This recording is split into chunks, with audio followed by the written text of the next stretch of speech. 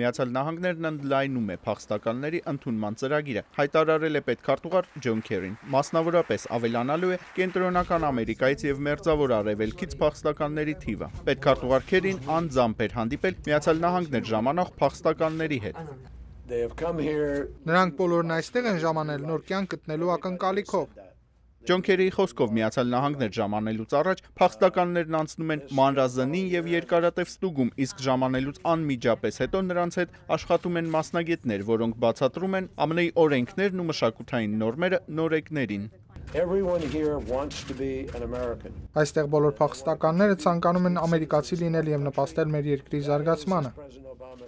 Ավելին, ի տարբերություն այլ երկրների, Միացյալ Նահանգներ ժամանելուց անմիջապես հետո փախստականներին օգնում են աշխատանք գտնել։ Այսպես անգլերեն չիմանալու դեպքում փախստականին օգնում են հատուկ գիտելիք չպահանջող աշխատանք գտնել ժամը $8 սկզբնական աշխատավարձով, որից հետո բազմաթիվ փախստականներին հնարավորություն է տրվում անվճար դասընթացներ անցնել եւ հատուկ լիցենզավորում ստանալու դեպքում ավելի բարձր վճարվող աշխատանք գտնել։ Միացյալ Նահանգների քաղաքական վերնախավի մի մասը դեմ է նախագահ Օբամայի նախաձեռնությանը, որն ուղղված է ժամանող փախստականների թվի ընդլայնմանը։ Այսպես Հարավային Քերոլայնայի նահանգապետ Նիկի Հելեի խոսքով անհրաժեշտ է ընդհակառակը կրճատել ընդունվող փախստականների թիվը։ Ահաբեկչության դարում մենք չպետք է ներս թողենք փախստականների, որոնց մտադրություններն անորոշ են։ Անդրադառնալով փախստականների ընդունման խնդրին, Ամերիկայի հայկական համագումարի գործադիր տնօրեն Բրայան Արդունին նշում է, որ անհրաժեշտ է ապահովել փախստականների անվտանգությունը, լինի դա իրենց սեփական երկրի այլ շրջաններում,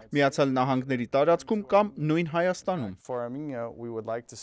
Կարևոր է, որ Միացյալ Նահանգները Հայաստանին օգնություն հատկացնի Մերձավոր Արևելքից Երևան ժամանող փախստականների անհրաժեշտ կարիքները հոգալու համար։ Միացյալ Նահանգները մնում է փախստականներին օգնություն տրամադրող աշխարհի խոշորագույն նվիրատուների թվում։ Այսպես միայն 2015-ին Միացյալ Նահանգները փախստականներին ավելի քան $1.5 միլիարդ օգնություն է հատկացրել։ Արման Թարջիմանյան, Ամերիկայի ձայն, Վաշինգտոնից։